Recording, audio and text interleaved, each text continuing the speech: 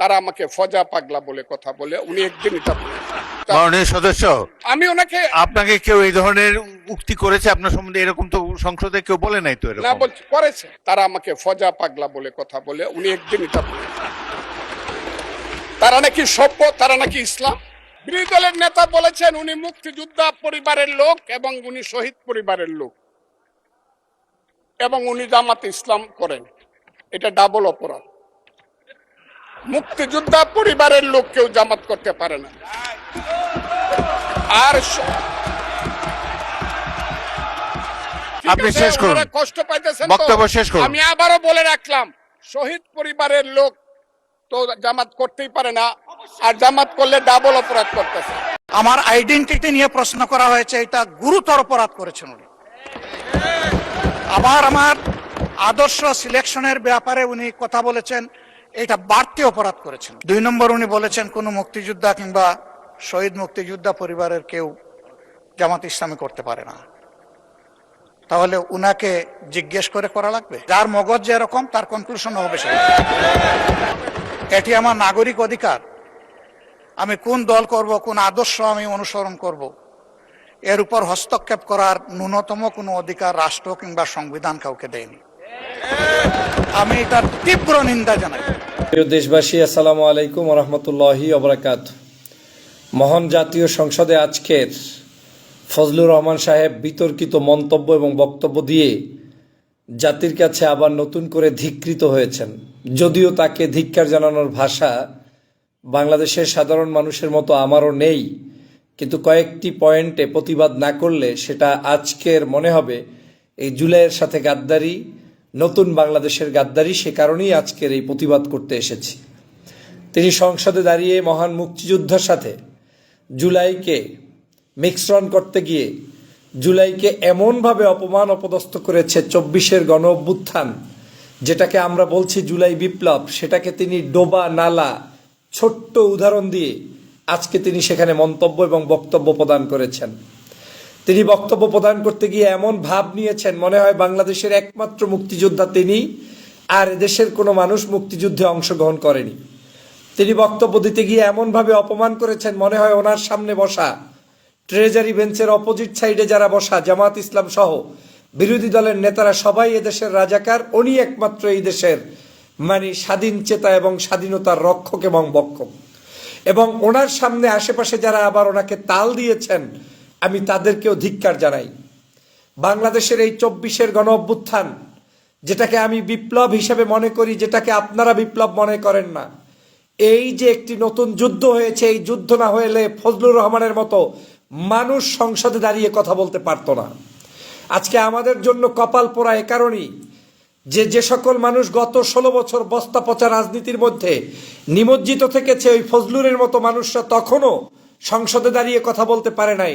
সেই ফজলুর রহমানরা জুলাই বিপ্লবের পরবর্তী সময়ে জুলাইকে কটূক্তি করে তারপরে আবার এসে মহান জাতীয় সংসদে জুলাইকে নিয়ে কটূক্তিমূলক বক্তব্য দেয়, এবং যাদের কারণে সংসদে এসে বক্তব্য দিচ্ছে সেই জামাত ইসলাম এবং শীর্ষস্থানীয় নেতৃবৃন্দকে কটূক্তি করে তারপরে তাদের সামনে তিনি তাদেরকে নাজেহাল করে বক্তব্য দেওয়ার দুঃসাহস পায়। এটাই আমাদের ব্যর্থতা। এখানেই আমাদের জুলাই বিপ্লব প্রশ্নবিদ্ধ হয়ে যাচ্ছে। আজকের এই ফজলুর রহমানের থাকার কথা ছিল 4 দেয়ালের ভিতরে বন্দী, ওনার থাকার কথা ছিল এই বেফাস মন্তব্যের কারণে, মানুষদেরকে অপমান করার কারণে, বিভিন্নভাবে মুক্তিযুদ্ধকে বিতর্কিত করার কারণে আজকে তার থাকা উচিত ছিল বিচারের কাঠগড়ায়। কিন্তু তিনি এখন সংসদে দাঁড়িয়ে উল্টো বিচার করছেন কাদেরকে? যারা স্বাধীনতার সপক্ষের শক্তি, বাংলাদেশের 24-এর গণ অভ্যুত্থানের মূল পুরোধা সেই জামাত ইসলামকে। উনি জামাত ইসলামকে বলছেন যদি কেউ মুক্তিযুদ্ধের সাথে সম্পৃক্ত থেকে থাকেন তারা এই দলটি করতে পারেন না, এই দলের সাথে সম্পৃক্ত থেকে দ্বিতীয় অপরাধ নাকি উনি করেছেন। সুন্দর উত্তর দিয়েছেন ডাক্তার শফিকুর রহমান সাহেব, আমি তাকে স্যালুট জানাই। তিনি বলেছেন কোন দল করব কোন দল করব না এটা কি কারো কাছে জিজ্ঞেস করে করতে হবে নাকি? তিনি বলেছেন আদর্শ পছন্দ করার দায় দায়িত্ব সেটা ব্যক্তি পর্যায়ের, সেটা নিয়ে ফজলুর রহমানের বক্তব্য দেওয়ার কোনো অধিকার নেই। প্রিয় বন্ধুরা আমার, বাংলাদেশে আজকের এটাই হচ্ছে। এর মূল কারণ হচ্ছে আপনারা যারা এই জায়গায় বসে স্বাধীনতার সপক্ষের শক্তি বিপক্ষের শক্তি এগুলোকে বেচা বিক্রি করে দিয়েছেন, এটা একটি সাজানো নাটক। এটা গত 16 বছরও একটা গোষ্ঠীর উপরে চাপিয়ে দেওয়া হয়েছিল এবং সেখান থেকে কিন্তু তারা পরাভূত হয়েছে। আজও এটাকে চাপিয়ে দেওয়া হচ্ছে, আর কিছুই না। নতুন করে এই নাটক সিনেমা করা হচ্ছে। মহান জাতীয় সংসদে এই মুহূর্তে আমার তো ধারণা মতে যতগুলো মানুষ সংসদ সদস্য হয়েছে, 2-1 ব্যক্তি মানে বয়স্ক ব্যক্তি ছাড়া মুক্তিযুদ্ধের সময়ই তো জন্মগ্রহণ করে নাই সিংহভাগ মানুষ। তাহলে তাকে পক্ষে আর বিপক্ষে বলার কি আছে এখানে? আর যারা এখানে উপস্থিত, স্বয়ং জামাত ইসলাম এবং আজকের বিরোধীদলীয় নেতা ডাক্তার শফিকুর রহমান মুক্তিযোদ্ধা পরিবারের সন্তান, তাকে স্যালুট দিয়ে কথা বলা উচিত। তাকে আপনি স্যালুট না দিয়ে তার সামনে তাকে হেনস্থা করার জন্য, এবং যারা জুলাই বিপ্লবের পরবর্তী বাংলাদেশের নির্বাচনে নির্বাচিত সংসদ সদস্য, তাদেরকে আপনি কটূক্তি করে কথা বলেন কোন সাহস? আমি মনে করি তাকে সংসদ থেকে ইমপিচমেন্ট করে দেওয়া দরকার। এই বর্তমান আজকের যিনি মুক্তিযুদ্ধ দাবি করে মুক্তিযুদ্ধের 54 বছর পরেও আমাদের এই ইতিহাসকে বিকৃতভাবে উপস্থাপন করে সংসদের মধ্যে কেওয়াস সৃষ্টি করছেন, এই দুষ্ট লোকটাকে সংসদ থেকে বিতাড়িত করা সরকারের অবশ্যই দায়িত্ব। না হয় সরকারের ভাবমূর্তি মোটেও থাকবে না। আমি মনে করি সরকার দল এবং বিরোধী দল সবাই মুক্তিযুদ্ধের সপক্ষের শক্তি। আমি মনে করি এই মুহূর্তে সংসদে যারা উপস্থিত তারা প্রত্যেকেই জুলাইয়ের সপক্ষের শক্তি। কিন্তু জুলাইটাকে এত চুলকানি কেন? জুলাই শুনলে আপনাদের গায়ের মধ্যে এত গাত্রদাহ কেন? 24-এর গণ অভ্যুত্থান না হলে, জুলাই বিপ্লব না হলে, এই যুদ্ধটা না হলে আমরা কেউ এই বাংলাদেশের রাজনীতিতে প্রতিষ্ঠিত হতে পারতেন না। আপনি সংসদে যেতে পারতেন না। আমাদের মাননীয় প্রধানমন্ত্রী, স্বাধীনতার ঘোষক শহীদ রাষ্ট্রপতি জিয়াউর রহমানের সন্তান আজকে বাংলাদেশের প্রধানমন্ত্রী হতে পারতেন না। তারপরে জুলাই নিয়ে গাত্রদাহর কারণটা কি? মূল কারণ একটাই, জুলাই শুধুমাত্র বাংলাদেশের একটি রাজনৈতিক পট পরিবর্তনের জন্য হয় নাই। জুলাইয়ের 24-এর গণ অভ্যুত্থান হয়েছে একটি আধিপত্যবাদের বিরুদ্ধে লড়াই এবং সংগ্রাম। কিন্তু যারা ওই আধিপত্যবাদের সাথে পায়ের রশি বেঁধে রেখে এসেছে, ওদের কাছে এখন জুলাই হচ্ছে অসহ্য। কারণ তাদেরকে ওই ট্যাবলেট দিয়েই বসিয়ে দেওয়া হয়েছে যে জুলাই নিয়ে পক্ষে থাকবে না, জুলাইকে অশান্তি করে দিতে হবে, জুলাই থাকলে তোমাদের অস্তিত্ব থাকবে না। কারণ জুলাই তো সকল সন্ত্রাস, চাঁদাবাজ, নৈরাজ্যবাজ, অন্যায় শাসন ব্যবস্থা, দুর্নীতি, দুষ্কৃতি, আধিপত্যবাদ সকল কিছুর মূলোৎপাটনের শক্তির নাম হচ্ছে জুলাইয়ের 24-এর সেই গণ অভ্যুত্থান এবং বিপ্লব। আজকে সে কারণে ওরা সহ্য করতে পারে না। আজকের একজন বীর মুক্তিযোদ্ধা যদি কেউ দাবি করে থাকে, তাহলে তার হওয়া উচিত বীরোচিত বক্তব্য, বীরত্বপূর্ণ বক্তব্য। তিনি মানুষের ঐক্য প্রচেষ্টা অব্যাহত রাখবেন। আপনি কাকে বলছেন মুক্তিযুদ্ধের বিরুদ্ধে শক্তি? এই মুহূর্তে সংসদে এটিএম আজহারুল ইসলাম সাহেব, তিনি প্রতিনিধিত্ব করছেন বাংলাদেশের আইন বিচার আদালতের মাধ্যমে প্রতিষ্ঠিত সত্য প্রমাণ হওয়ার পরে তিনি ফাঁসির কাষ্ঠের আসামি থেকে বের হয়ে এখন একজন মুক্ত স্বাধীন বাংলাদেশের নাগরিক এবং সংসদ সদস্য। আপনি কাদেরকে বেকা চোখে কথা বলছেন? আপনি যদি তাকে বেকা চোখে বলেন তাহলে আইন আদালত প্রশ্নবিদ্ধ হবে। আপনি যদি আইন আদালত প্রশ্নবিদ্ধ করেন তাহলে এই 24-এর বিপ্লব প্রশ্নবিদ্ধ হবে। 24-এর বিপ্লবকে প্রশ্নবিদ্ধ করলে আপনাদের নির্বাচন, সংসদ সবকিছু প্রশ্নবিদ্ধ হবে। আজকের এই আজহারুল ইসলাম সাহেবই প্রমাণ করে দিয়েছে যে বাংলাদেশে যাদেরকে ফাঁসির কাস্টে ঝুলিয়ে দেওয়া হয়েছে এর প্রত্যেকেই নিরপরাধ, এবং তিনি আজকের বেঁচে ছিলেন বিদায় মুক্ত হয়ে এসেছেন। যারা মৃত্যুবরণ করেছেন ওরাও যদি ফাঁসির কাস্টে না ঝুলতেন তাহলে আজকের ওই নিজামী, সাইদি, কাদের মোল্লা, আলী হাসান মুজাহিদ, মীর কাসেম আলী প্রত্যেকেই জাতীয় সংসদের সংসদ সদস্য নির্বাচিত হয়ে প্রতিনিধিত্ব করতেন এবং প্রমাণ করতেন তারা কেউ যুদ্ধ অপরাধী ছিলেন না। এদেরকে সাজানো নাটকের মাধ্যমে মিথ্যা প্রোপাগান্ডা করে তারপরে গত 16 বছর পর্যন্ত এই দলটার উপরে নির্যাতন করা হয়েছে, ব্যক্তিদের উপরে নির্যাতন করা হয়েছে, তার পরিবারের প্রত্যেকটি সদস্যের উপরে নির্যাতন করা হয়েছে। সংসদে এসে জিহ্বা বেড়ে গিয়েছে, যা ইচ্ছা তাই বলে দিবেন, যা খুশি তাই শোনাবেন। জীবনভর আওয়ামী লীগ করেছেন, জীবনভর ভিন্ন দল করেছেন, বামফ্রন্টের রাজনীতি করেছেন, এখন এসে বিএনপিকে শিখাচ্ছেন। আর আপনি বক্তব্য দিয়ে বলছেন যে বাংলাদেশের যদি আজকের এই গোষ্ঠী থাকতো তাহলে শহীদ রাষ্ট্রপতি জিয়াউর রহমানকে নাকি শেষ করে ফেলতো। ধান্দাবাজির জায়গা পান না? বাংলাদেশে একমাত্র শহীদ রাষ্ট্রপতি জিয়াউর রহমানকে স্বাধীনতার ঘোষক হিসেবে সম্মানিত করা, বাংলাদেশের গণতন্ত্রের জন্য একজন ভালো রাষ্ট্রনায়ক হিসেবে সম্মানিত করা, দেশের একজন প্রতিষ্ঠিত ব্যক্তিত্ব হিসেবে সম্মানিত করা, সবকিছুর পিছনে জামাত এবং শিবিরের লোকেরা যে পরিমাণ কৃতজ্ঞতা স্বীকার করে, বাংলাদেশের বিএনপির স্বয়ং দলের লোকেরাও সেই পরিমাণ কৃতজ্ঞতা স্বীকার করে না। এটাই বাস্তবতা, এটাই সত্য কথা।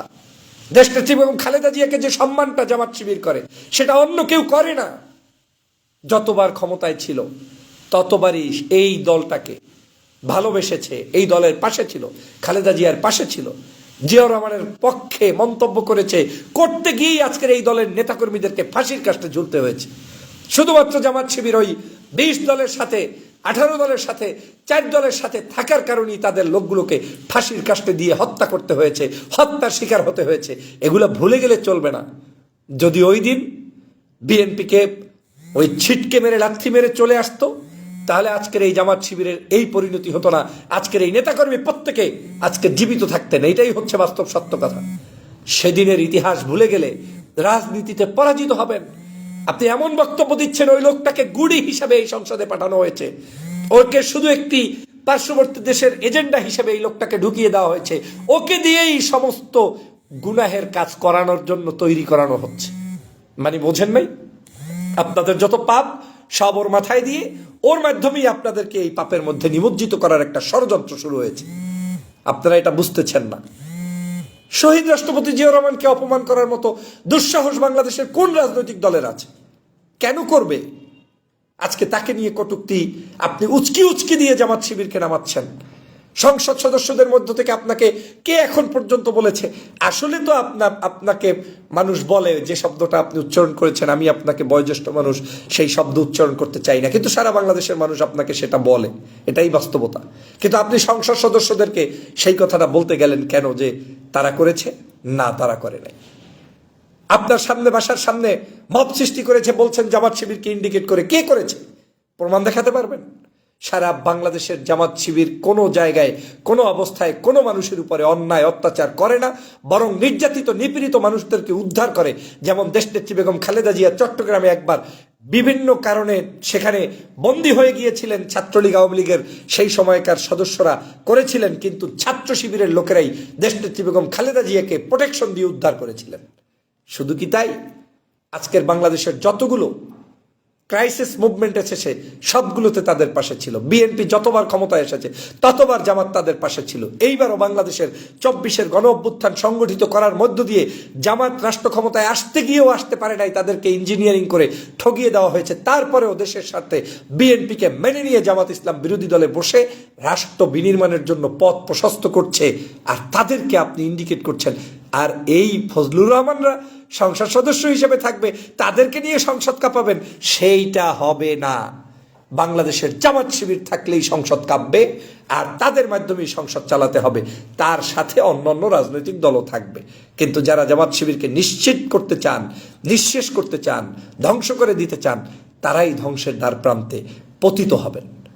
সাধু সাবধান। আর একটিবারও অতিরঞ্জিত বক্তব্য দিয়ে জাতীয় সংসদের মহান বীর আজকের এই সংসদ সদস্যদেরকে অপমান অপদস্থ করার প্রচেষ্টা যদি করেন এবং সেটাকে যদি সরকার দল সায় দেয়, তাহলে বুঝতে হবে এই সকল মানুষদেরকে তারাই প্যাট্রোনাইজ করে বাঁচিয়ে রাখছে, যেটা কোনোদিন এই দলের জন্য, বিএনপির জন্য, সরকারের জন্য শুভকর হবে না, হবে না, হবে না। মুক্তিযুদ্ধ বিক্রি করতে শুরু করেছেন। দেশনেত্রী বেগম খালেদা জিয়া যেখানে বলেছে যে আমার এই বিএনপি লোকেরা বিশ্বাস করে যে জামাত ইসলামের কোন লোকগুলোকে যাদেরকে এই অন্যায়ভাবে করা হচ্ছে এর কেউ জড়িত ছিল না। সালাউদ্দিন কাদের চৌধুরী সাহেবের সন্তান এখন সংসদ সদস্য। জিজ্ঞেস করুন তার বাবাকে হত্যা করা হয়েছে, এটা কি অন্যায় হয়নি? লজ্জা থাকা উচিত আপনাদের। নিজ দলের সংসদ সদস্যর মৃত্যুর সময়ও যদি আপনি তার জন্য সমবেদনা জানাতে না পারেন, তাহলে এর ব্যর্থতার দায় কার কাছে চাপিয়ে দিবেন? অতএব ওই বড়ি বিক্রির যুগ বন্ধ করুন। ওই রাজাকার স্লোগান, আলবদর আল শামসের স্লোগান বন্ধ করুন। রগ উঁচিয়ে কথা বলবেন না, ওই রগ থাকবে না। ওই রগের কোনো মূল্য নেই। ও রগ শেখ হাসিনা তার চাইতে বেশি দেখিয়েছিল, বাংলাদেশে কিন্তু থাকতে পারে নাই। অতএব আপনি দেখালেও ফজলুর রহমানরা আপনি দেখাবেন আপনার মতো লোকদের কথায় বাংলাদেশ চলবে না, এতটুকু নিশ্চিত করতে পারি। তারেক রহমান বাংলাদেশের কথা বলতে পারে, মেনে নেওয়া যাবে, বিএনপির অন্যান্য লোকেরা মেনে যাওয়া যাবে। আপনি আওয়ামী লীগ থেকে এসে গুপ্তগিরি করে এখানে এসে আপনি নতুন করে বাংলাদেশের স্বাধীনতার পক্ষের শক্তিগুলোর মধ্যে বিভাজন সৃষ্টি করবেন, সেটা মেনে নেওয়া হবে না, হবে না, হবে না। বরং আমার মনে হয়েছে বাংলাদেশের মানুষ যেভাবে প্রত্যাখ্যান করেছে, জাতীয় সংসদের সবাই মিলে উচিত হবে এই বিভাজন সৃষ্টিকারী ব্যক্তিকেও প্রত্যাখ্যান করা, এবং সেই প্রত্যাশা আমি সরকারের কাছে রাখতেই পারি। বাংলাদেশের দেশ রক্ষায় আমাদের এখন ঐক্যবদ্ধ হতে হবে, সকল দল মত রাজনীতির ঊর্ধ্বে উঠে আমরা সবাই এক থাকব, সেই প্রত্যাশা আমরা করি। সেই সময় বিভাজন কামনা করি না। সবাইকে ভালো থাকার উদাত্ত আহ্বান জানিয়ে মহান জাতীয় সংসদকে পুত পবিত্র রাখার জন্য দেশপ্রেমিক সংসদ সদস্যদেরকে সেখানে বলিষ্ঠ ভূমিকা পালন রাখার উদাত্ত আহ্বান জানিয়ে আমার বক্তব্য শেষ করছি। ধন্যবাদ সবাইকে। আসসালামু আলাইকুম।